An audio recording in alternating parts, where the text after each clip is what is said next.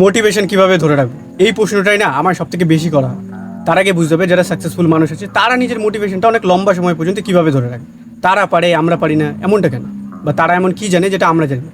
তো তাদের পড়ে বুঝে যেটা আমি বুঝতে পারলাম না সেটাকেই সিম্পল আর রভাবে প্রেজেন্ট করবো, একদম প্র্যাকটিক্যাল কথা হবে। চল, তুই এই জিনিসটা খেয়াল করবি, তুই যখনই কোনো নতুন স্বপ্ন লক্ষ্যের কথা সবাইকে বলিস তারপরেই সেটার উৎসাহ কেমন জানি হারিয়ে যায়।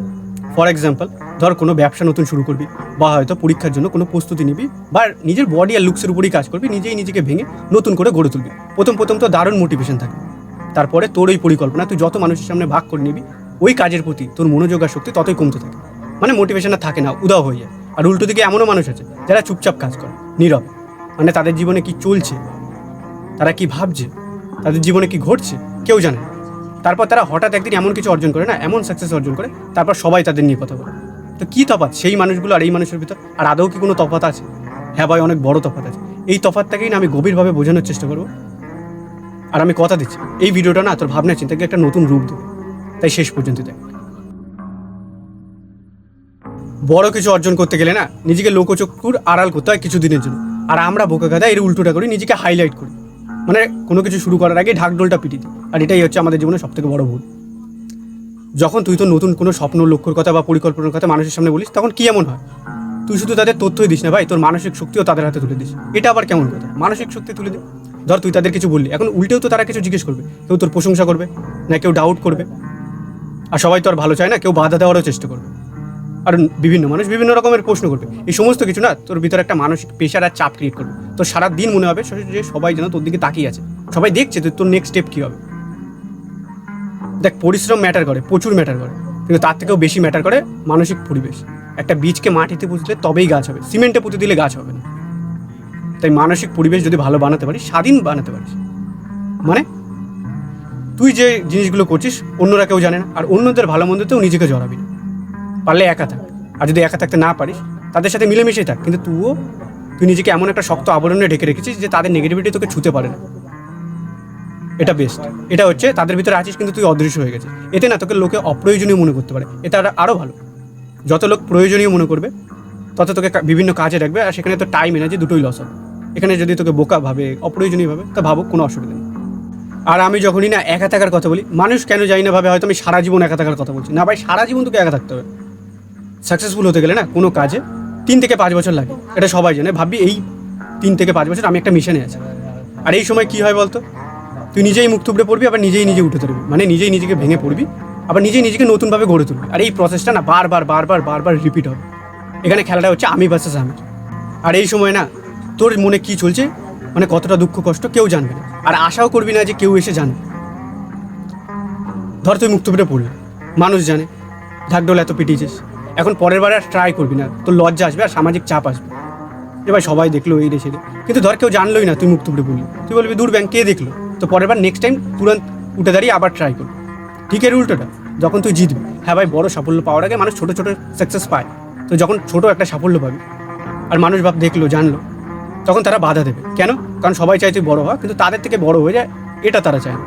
হ্যাঁ, হয়তো তারা সরাসরি তোকে কোনো ক্ষতি করবে না, কিন্তু তাদের কথাবার্তা, শব্দের মাধ্যমে তোর মনোবল ভাঙার চেষ্টা করবে, যে তোর দ্বারা হবে না, বা এত বড় হয়ে যাসনি, বা এত বড় ভাবিস না। এবার ভাব, তারা জানতোই না তুই ছোটো সাকসেস পেলি, এবার তারা জানতোই না, তো তারা কিছু বলতোও না, আর তোর মনোবলও ভাঙতো না, এতে তোর মোটিভেশনটা বজায় থাকতো। আর এইভাবেই না নিজের স্বপ্ন লক্ষ্যকে বাঁচিয়ে রাখতে হবে, নিজের স্বপ্ন লক্ষ্যকে নিজের গোপন ঘরে রাখতে হবে। এটা হচ্ছে প্রথম ধাপ। নিজের স্বপ্ন লক্ষ্য পরিকল্পনা, এটা না একটা মানুষের ব্যক্তিগত সম্পদ, তাই সবার সামনে উজাড় করার কোনো মানে হয় না। বেস্ট এক্সাম্পল হচ্ছে ফেসবুক। হ্যাঁ, ফেসবুক মার্ক জুকারবার্গই বানিয়েছে, কিন্তু আইডিয়াটা তার ছিল না, ছিল তার সিনিয়রের। এই কারণেই বলা হয় স্বপ্ন যতক্ষণ না বাস্তবে রূপান্তরিত হচ্ছে কাউকে কিছু বলার দরকার নেই। যেভাবে একটা বীজ অন্ধকারে থাকে, তারপর তার ভিতরে শক্তি সঞ্চয় করে বাইরে বেরিয়ে আসে, সেম জিনিসটা না মানুষের ক্ষেত্রেও অ্যাপ্লাই হয়। এবার দ্বিতীয় ধাপ, সেটা হচ্ছে মুখের উপর কন্ট্রোল। মানে অপ্রয়োজনীয় কথা বলা বন্ধ করতে হবে। হ্যাঁ, তুই বল, প্রচুর বল, কিন্তু সেগুলোর জন্য প্রয়োজন থাকে। অপ্রয়োজনীয় কথা বলার চেষ্টা করবি না। একটা মানুষ যখন এইখানে কন্ট্রোল না রাখতে পারে না, সে সাকসেস পেলেও ডুবিয়ে দেয়, আর না পেলেও ডুবিয়ে যায়। কী হয় যখন আমরা এটার উপর কন্ট্রোল না রাখি? একটা মানুষ যখন মুখের উপর কন্ট্রোল না রাখতে পারে, যা ইচ্ছা তাই আসে, মন দিয়ে বলে যায়, মানে কেয়ার করে না ভাই মুখ দিয়ে কী বেরালো। পরে আবার ওই শব্দ নিয়েই মানুষ আমাদের খোঁচা মারে, মানে দুর্বল করে। এবার এই যে তোকে দুর্বল করলো, এই সুযোগটা কে দিল? তুই নিজেই দিলি। আমি একটা নিজের এক্সপিরিয়েন্স বলছি। আমার বন্ধুরা বাদে সবাই ভাবে হয়তো আমি বোবা, না আমি খুব রাগী, কিন্তু আমার বন্ধুরাই জানে যে আমি কত বেশি হাসি আর কতটা খোলা মনে। কারণ আমি ডিসাইড করে রেখেছি ভাই, এই সব মানুষদের কাছে আমি নিজেকে একদম খোলা ছেড়ে দেবো, আর বাকি মানুষদের সাথে আমি একটু নিজেকে কন্ট্রোলে রাখার চেষ্টা করবো। আর এটা আমি সাকসেসফুল মানুষদের থেকেই শিখেছি আর অ্যাপ্লাইও করেছি। আর এই সেম জিনিসটা আমি তোকেও বলবো, যে যত কম কথা বলবি তত ভালো। মানে যত কম বলবি তত লোক কম জানবে তোর ব্যাপারে, আর তোর ভিতরে একটা রহস্য তৈরি হবে। আর মানুষ রহস্য আর গোপন জিনিসকে না সর্বদা সম্মান করে। হ্যাঁ, হয়তো মানুষ জেনে যাবে তোর কার্যকলাপ দেখে যে তুই কী করতে চাইছিস। কেউ যদি সামনে থেকে এসে জিজ্ঞেস করে না, এটাই বলে দিবি যে ও তেমন কিছু না, বা হয়তো দেখা যাক কী করা যায়, দেখা যাক, এই বলে পাশ কেটিয়ে বেরিয়ে চলে যাবে। আর তৃতীয় ধাপ হচ্ছে সোশ্যাল মিডিয়া। সোশ্যাল মিডিয়াতে না আমরা কোথায় যাচ্ছি, কী খাচ্ছি, কাদের সাথে চলাফেরা করছি সব তুলে ধরি। এর নেট ফল কী? মানে লাস্টে আমাদের হাতে কী আছে? কিছুই নেই। যে আমরা বেঁচে আছি এটাই আমরা শো করি, যে ভাই দেখো আমার জীবনও ঠিক আছে, আমি বেঁচে আছি। তুই 2-3 বছর কোনো সোশ্যাল মিডিয়ায় নিজের পার্সোনাল আইডিতে স্টোরি দেওয়ার কোনো দরকার নেই। লোকে যদি ভাবে তুই মরে গেছিস, ভাবে তুই মরে গেছিস। এই বছরের জন্য, আগের বছর, এই বছরের জন্য সব তুই মরে গেছিস। আর অন্য মানুষের না স্টোরি স্ট্যাটাস দেখার কোনো দরকার নেই।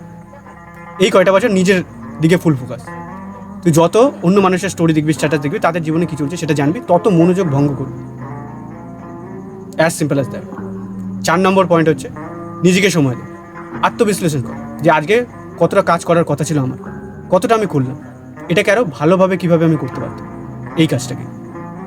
বা যারা সাকসেসফুল হয়েছে তারা কী এমন এক্সট্রা অর্ডিনারি করলো, বা এমন কোনো জিনিস আছে যেটা আমি চোখে হয়তো দেখতে পাচ্ছি না। আমার ভুল কী, আমার খামতি কী? আর একটা মানুষ যখন খামতি দেখতে পারে বা ভুল ধরতে পারে না, সে সেটার উপর কাজও করতে পারে।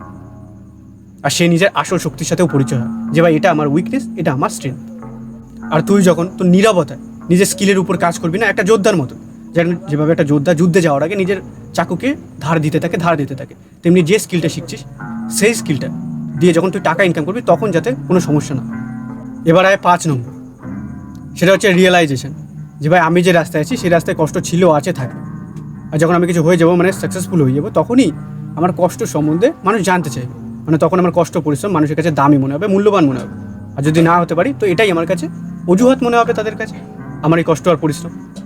আর নিজের দুঃখ কষ্ট জানিয়ে না কারো কাছ থেকে দয়া বা সহানুভূতি নেওয়ার চেষ্টা করবি না, গ্রোয়িং স্টেটে অন্তত।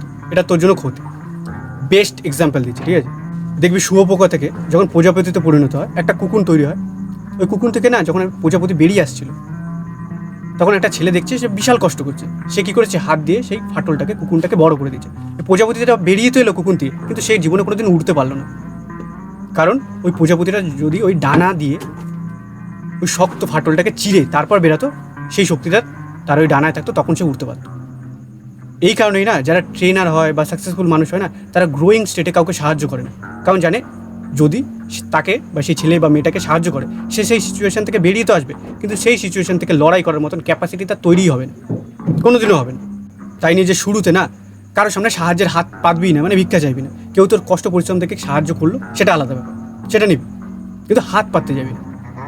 এবার আয় 6 নম্বর, সেটা হচ্ছে যাত্রাপথ। অন্যান্য মানুষরা ভাবে আমরা হয়তো লাইফে কিছু অনেক বড় কিছু পেয়ে গেলাম, তখন আমরা বিশাল সাকসেসফুল। কিন্তু যে পায় সে জানে যে আসল সাকসেস হচ্ছে যে যাত্রাপথটা আমরা পেরিয়ে আসলাম। মানে কেমন ছিল আমাদের এক্সপিরিয়েন্স, যে যাত্রাপথে আমাদের মনে হয়েছে আমরা একা, কিন্তু এটাও মনে হয়েছে ওই একাকিত্বই আমাদের সবথেকে বড় শক্তি ছিল, যে আমি নিজেকে অনেক হালকা মনে করেছি, অনেক হালকা। আর এই যাত্রাপথে নিজের আসল রূপের সাথেও পরিচয় হয়েছে, যে ভাই এটাই আমি। কীভাবে নিজের উপর বিশ্বাস রাখতে হয়, কীভাবে নিজেই নিজের অনুপ্রেরণা নিজেকেই হতে হয়। আর নীরবতা, অন্ধকার রাস্তা, সবাইকে না একবার হলেও একা হাঁটতে হয়েছে। এবার আয় 7 নম্বরে, সেটা হচ্ছে আলাদা। মানে তোকে যদি একটা আলাদা জীবন চাই, তোকেও আলাদা কিছু করতে হবে। ভিড় যেটা করছে তুইও যদি সেটা করিস, তাহলে তারা যেটা পেয়েছে তুইও সেটাই পাবি। আলাদা জীবন পেতে হলে নিজেকেও আলাদা কিছু করতে হয়। আর যারা সাকসেস পায় না বা সাকসেস পেতে চায়, তারা এই কারণেই পেতে চায় যে আমি ওকে দেখিয়ে দেবো, তাকে দেখিয়ে দেবো, একটা বদলা নেওয়ার টেন্ডেন্সি থাকে। কিন্তু যারা সাকসেস চায় এই কারণে যে ভাই আমি নিজেকে এই পজিশনে দেখতে চাই, যে আমার কাছে এই জিনিস আমার লাইফে চাই, নিজের জন্য চাই। তাদের মোটিভেশন না তারা অনেক লম্বা সময় পর্যন্ত ধরে রাখতে পারে। আর যারা লোককে দেখানোর জন্য সাকসেস পাওয়ার চেষ্টা করে, তাদের 2 দিন মোটিভেশন থাকে, তারপর আর থাকে না। এবার একটা দামি কথা বলছি, যে নিজের দমে কিছু অর্জন করে না, যে নিজের দমে অর্জন করে, তার কাজে যদি পরের দিন সব হারিয়ে ফেলে, মা কালীর দিব্যি বলছি অনেক দুঃখ হবে যে ভাই এত কষ্টে বানালাম, সব হারিয়ে গেল। কিন্তু ভয় আসবে না, কারণ সে নিজের দমে বানিয়েছে। সে বলবে নেক্সট টাইম না এর থেকেও বড় বানিয়ে দেবো। এই অ্যাটিটিউডগুলো তার ডেভেলপ হয়ে যায়। আর সাকসেসফুল মানুষরা না এই জিনিসটা অনেক আগেই বুঝে গেছে, আমরা বুঝতে একটু লেট করি। যে তারা মোটিভেশন তো শুরুতে নেয়, কিন্তু তারপর মোটিভেশন আর নেয় না, কারণ জানে মোটিভেশন একটা নেশা। খাবো, নেশাটা মাথায় চড়বে, তারপরে নিজের স্বপ্নের লোকের জন্য কাজ করবে। যেই নেশা পড়ে যাবে তখন কাজ বন্ধ, আবার নেশা করবে, তখন আবার চালু কাজ। তো এই তারা মোটিভেশন না নিয়ে ডিসিপ্লিনকে নেয়, ডিসিপ্লিনে নেশা করে। ডিসিপ্লিন মানে ধর তুই 30 মিনিট পড়বি, এটা নিজেকে প্রতিজ্ঞা করেছিস, তো রোজ কোনো দিন 30 মিনিট পড়ছিস, কোনো দিন 20 মিনিট পড়ছিস, কোনো দিন 1 ঘন্টা পড়ছিস, আর যেদিন হয়তো শরীর খারাপ সেদিনও পড়ার টেবিলে গিয়ে বসলি, এটাকে বলে ডিসিপ্লিন। কনসিস্টেন্সিও বলতে পারিস। তাই যারা সাকসেসফুল মানুষ আছে না, তারা শুরুতে তো মোটিভেশন নেয়, কিন্তু তারপর আর মোটিভেশনকে বন্ধু বানায় না, বন্ধু বানায় ডিসিপ্লিন আর কনসিস্টেন্সিকে। আর এই পুরো বিষয়টা আমি বন্ধুর মতন গুছিয়ে বললাম এই কারণেই যে আমিও তোকে ভালোবাসি, আমিও তোকে উঁচুতে দেখতে চাই, আর নিজেকেও। তাই আবার দেখা হবে এরকমই সেলফ ইমপ্রুভমেন্ট লেজেন্ডারি ভিডিও নিয়ে।